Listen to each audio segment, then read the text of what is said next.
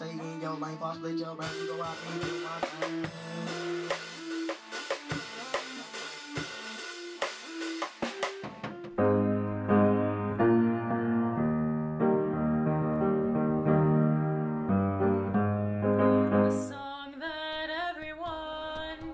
Today, I was with soprano, opera vocalist Natasha Foley. She's phenomenal. And we were working on an anthem for the Louisville City Football Club. The internet is a dangerous place. We were tweeting each other, me and whoever runs the account.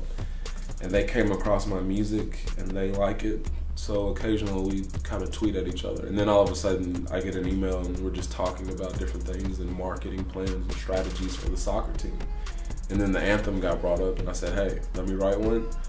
They said, go for it. So they announced it like 3 weeks ago that I'm writing it. So I'm kind of working on it and making things, but the season starts in months. So hopefully they like it and we can use it and play it at the games and perform it there.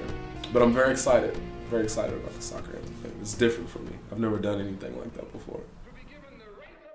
My uncles on my father's side, they had a home recording studio and I was around them all of the time. So to see them making their own music without being in a big studio, just coming up with things on their own and learning the craft, that's what kind of sparked me getting into hip hop and producing, recording, rapping, that kind of thing.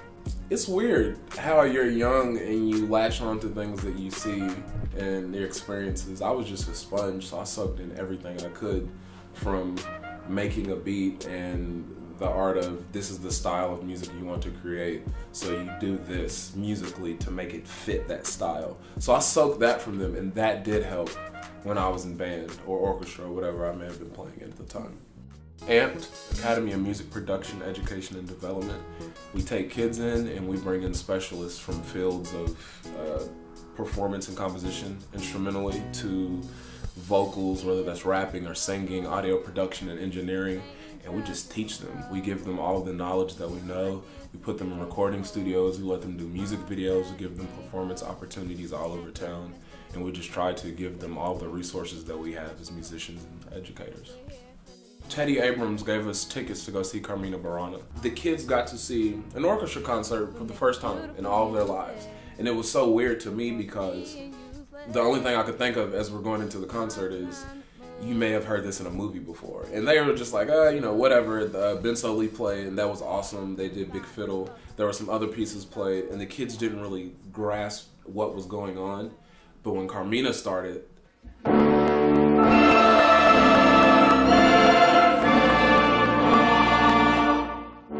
they were like, oh, we've heard that before. Yes, you've heard that before, but now you can connect it, and experiencing that live is a completely different thing, as opposed to just hearing it in a movie or maybe hearing it on a commercial or something like that. So that was a really cool experience.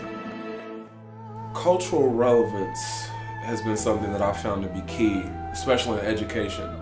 So for me, being where I'm from, the west end of Louisville, being a classical musician as well as a hip hop artist, it kind of works itself, because my degree is in music education, right? I can get a teaching job just because of the opportunities I've already gotten, and that works. If I wanted to go the hip hop route, it's a lot more complicated just because that's a once in a lifetime kind of thing. But it's not a plan A for me, at least. And to be one day with artists where it is plan A, and then turn around and be with people like you or David or Natasha, who music and the fine arts is what they really do and that's their plan A, it's just so different being on both sides of the spectrum, but at the same time feeling as if I'm right in the middle. It's weird. But for me, it's been fine. I've made a lot of great connections with a lot of people in town and out of town, and I'm just lucky. I'm surrounded by probably the best musicians and people of all time, period. And I'll say that because I love my friends. Talking from the Swiss Alps, damn, I'm missing Switzerland. Where have all you been? You ain't been to Italy with the Wind Symphony. Or who the hell gave you the right to even speak to me? Stale face, sunglasses on like I'm Eazy-E. Y'all done Molly, dope, lean, and even PCP. All I ever had was a dream and a beat a week. I have went from he's a geek to 12, can you skip my